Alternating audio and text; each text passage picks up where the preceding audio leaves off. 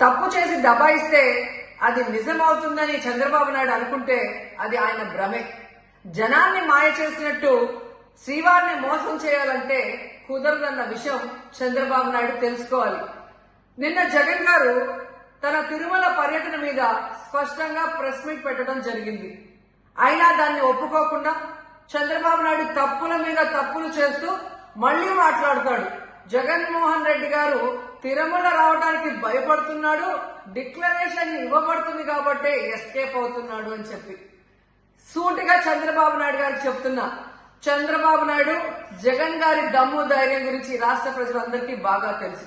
నిన్న కూడా ఆయన భయపడేవాడైతే అంత స్పష్టంగా ప్రెస్ మీట్ పెట్టి ఏ విధంగా తన మతం మానవత్వం, తను ఏ విధంగా బైబిల్ చదువుతారు, బయటకు వచ్చినప్పుడు హిందువుల మనోభిప్రాయాల్ని గౌరవించి గుళ్లకు వచ్చి పూజలు చేస్తారు, అలాగే మసీదులకు వెళ్లి ఎలా పూజలు చేస్తారు, అలాగే సిక్కుల్ని గౌరవించి ఎలా వాళ్ళ పూజలు చేస్తారో చెప్పడం జరిగింది. ఈ రోజు మీకు క్లియర్ గా తెలుసుకోవాల్సిన విషయం, మీకు దేవుడు అంటే భయం భక్తి లేదు కాబట్టి ఏంటనేది మీకు అర్థం కాదు. కానీ ఒక భక్తుడికి దేవుడి దగ్గరికి వెళ్ళాలి అన్నప్పుడు ప్రశాంతమైన వాతావరణంలో వెళ్ళాలనుకుంటాడు, ప్రశాంతంగా భగవంతుడిని పూజించాలని అనుకుంటాడు. కానీ ఈ రోజు మీరు జగన్మోహన్ రెడ్డి గారు తిరుమలకు వస్తానని అనౌన్స్ చేసిన దగ్గర నుంచి బీజేపీలో కొందరు, జనసేన, తెలుగుదేశం పార్టీ ఎలా అలజడి సృష్టిస్తున్నారో అందరూ కూడా గమనిస్తున్నారు.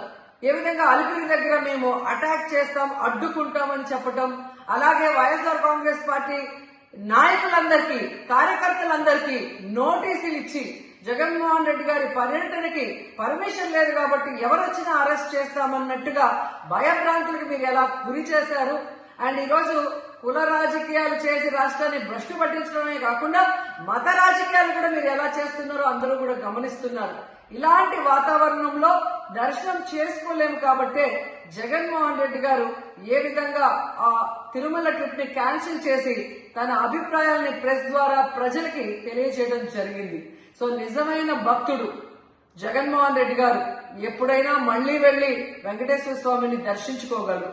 5 సంవత్సరాలు తన తండ్రి మరి ముఖ్యమంత్రిగా వెంకటేశ్వర స్వామికి పట్టు వస్త్రాలు ఇచ్చారు. జగన్మోహన్ రెడ్డి గారు 5 సంవత్సరాలు మరి పట్టు వస్త్రాలు ఇచ్చిన తర్వాత ఈ నీచమైన రాజకీయాలు చేస్తూ డిక్లరేషన్ పేరుతో మీరు మాట్లాడుతూ ఎవరు అడ్డుకున్నారు అని చెప్పి మళ్లీ దిగజారుడు రాజకీయాలు చేస్తున్నారు.